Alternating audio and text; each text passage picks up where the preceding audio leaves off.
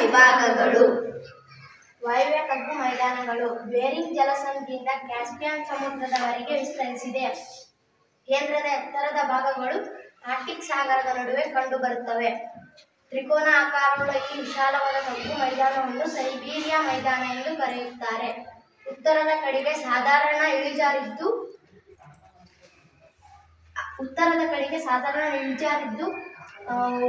ಅವುಗಳ ಈ ಮೈದಾನದ ಮೂಲಕ ಕೆಲವು ನದಿಗಳು ಹರಿದು ಹೋಗುತ್ತವೆ. ಉದಾಹರಣೆಗೆ ಲೀನ್, ಓಕ್, ಎನ್ಸಿ ಮತ್ತು ಆರ್ಟಿಕ್ ಸಾಗರ ಉತ್ತರದ ಕಡೆಗೆ ಹರಿದು ಆರ್ಟಿಕ್ ಸಾಗರವನ್ನು ಸೇರುತ್ತವೆ. ಕೇಂದ್ರದ ಎತ್ತರ ಭಾಗಗಳು. ವಾಯುವ್ಯ ತಗ್ಗು ಮೈದಾನಗಳು ದಕ್ಷಿಣ ಭಾಗದಲ್ಲಿ ಮಧ್ಯ ಏಷ್ಯಾದಲ್ಲಿ ಪರ್ವತ ಸರಣಿಗಳು ಮತ್ತು ಕೇಂದ್ರದ ಎತ್ತರ ಭಾಗಗಳು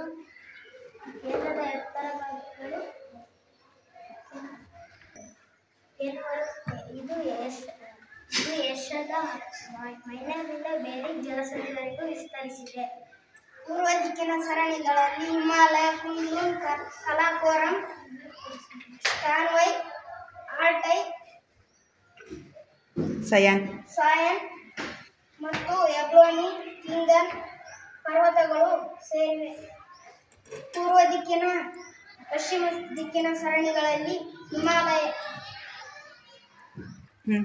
ಪಶ್ಚಿಮದ ಸರಣಿಗಳಲ್ಲಿ ಹಿಂದೂ ಕುಶ್, ಕಿರ್ದರ್, ಸುಲೈಮಾನ್, ಎಲ್ಬರ್ಜ್, ಕಾಕಾಸಸ್, ಕೊಂಕಿನ್, ತಾರಸ್ ಪರ್ವತಗಳು ಸೇರಿವೆ. ದಕ್ಷಿಣ ಪ್ರಸ್ಥಭೂಮಿಗಳು. ಇದು ಕಠಿಣ ಮತ್ತು ಸ್ಫಟಿಕ ಶಿಲೆಗಳಿಂದ ರಚನೆಗೊಂಡ ಪುರಾತನ ಪ್ರಸ್ಥಭೂಮಿಗಳು. ಇವುಗಳಲ್ಲಿ ಪ್ರಮುಖವಾದದ್ದೆಂದರೆ ಅರೇಬಿಯಾ, ದಕ್ಕನ್, ಯುನ್ನಾನ್ ಮತ್ತು ಶಾನ್ ಪ್ರಸ್ಥಭೂಮಿ. ಅರೇಬಿಯಾ ಪ್ರಸ್ಥಭೂಮಿಯು ಒಂದು ಪರ್ಯಾಯ ದ್ವೀಪ. ಇದೊಂದು ಶುಷ್ಕ ಪ್ರದೇಶ. ಮಧ್ಯ ಭಾರತದ ಬೆಟ್ಟ ಸಾಲುಗಳು ಪಶ್ಚಿಮ ಘಟ್ಟ ಹಾಗೂ ಪೂರ್ವ ಘಟ್ಟಗಳ ನಡುವೆ ಇದೆ. ಇದು ಪೂರ್ವ ದಿಕ್ಕಿಗೆ ಇಳಿಜಾರಾಗಿದ್ದು ಆ ಮೂಲಕ ಅನೇಕ ನದಿಗಳು ಹರಿಯುತ್ತವೆ. ಚೀನಾದ ನೈಋತ್ಯಕ್ಕೆ ಯುನ್ನಾನ್ ಪ್ರಸ್ಥಭೂಮಿ ಇದೆ. ಇದೊಂದು ಉನ್ನತ ಸುಣ್ಣಕಲ್ಲು ಪ್ರದೇಶ. ಇದರ ಮುಂದುವರಿದ ಭಾಗವೇ ಶಾನ್ ಪ್ರಸ್ಥಭೂಮಿ.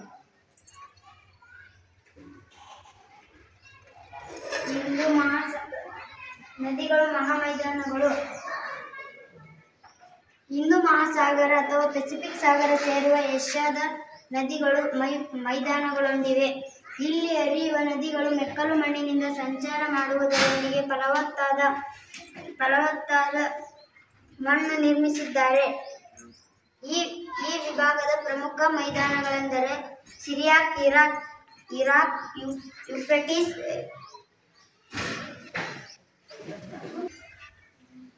ಭಾರತದ ಪಾಕಿಸ್ತಾನ, ಸಿಂಧು, ಗಂಗಾ ಮೈದಾನಗಳೊಂದಿವೆ.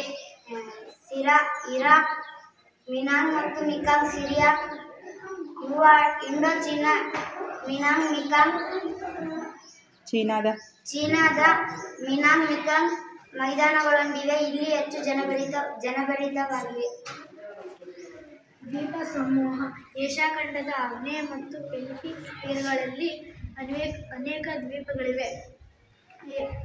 ಉತ್ತರದಲ್ಲಿ ಕಮಚಟಕದಿಂದ ದಕ್ಷಿಣದಲ್ಲಿ ಫಿಲಿಪೈನ್ಸ್ ಮತ್ತು ಬೋರ್ನಿಯೋವರೆಗೆ ಮಾಲೆಯಂತೆ ಹಬ್ಬಿವೆ. ಅವು 5 ಸಮುದ್ರಗಳಿಂದ ಆವರಿಸಿವೆ. ಪ್ರಮುಖ ದ್ವೀಪ ಸಮೂಹಗಳೆಂದರೆ ಕ್ಯಾರಿಯರ್, ಜಪಾನ್, ಲಂಚು, ಫಿಲಿಪೈನ್ಸ್ ಮತ್ತು ಬೋರ್ನಿಯೋವರೆಗೆ ಮಾಲೆಯಂತೆ ಹಬ್ಬಿವೆ. ಇವುಗಳಲ್ಲಿ ಬಹಳಷ್ಟು ಜ್ವಾಲಾಮುಖಿ ಜನಿತವಾದವು. ಜೊತೆಗೆ ಫಲವತ್ತಾದ ಮಣ್ಣು, ಆಳವಾದ ಕಣಿವೆ ಮತ್ತು ಶಂಖಾಕೃತಿ ಪರ್ವತಗಳನ್ನು ಹೊಂದಿವೆ.